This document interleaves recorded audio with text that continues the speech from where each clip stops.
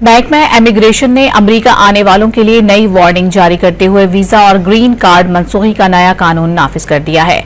अमेरिकी महकमा खारिजा का कहना है कि अमेरिका में गैर कानूनी तौर पर रहने वाला हर शख्स मुजरिम है।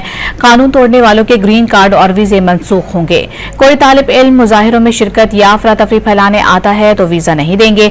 अमेरिका में दाखिले के ख्वाहिशमंद अफराद, ग्रीन कार्ड होल्डर्स और वीजा रखने वालों के लिए इमिग्रेशन महकमे ने एक इंतबाही पैगाम जारी करते हुए कहा है कि अमेरिका आना और यहाँ रहना एक एहसास है, ना कि हक। अगर आप दहशतगर्दी की हिमायत करते हैं, तशद्दुद की तरगीब देते हैं या किसी ऐसी सरगर्मी में शरीक होते हैं तो आप अमेरिका में रहने के अहल नहीं रहेंगे। ये वार्निंग ऐसे वक्त में आई है जब सदर डोनाल्ड ट्रंप ने अपनी नई मुद्दत सदारत में अब इमिग्रेशन के खिलाफ सख्त तरीन कार्रवाई का आगाज कर रखा है।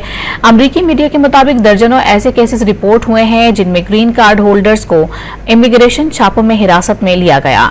ट्रंप हुकूमत ने यूनिवर्सिटीज में हमास की हिमायत के इल्जाम में गैर मुल्की तलबा के वीजे मनसूख करने का अमल भी तेज कर दिया है।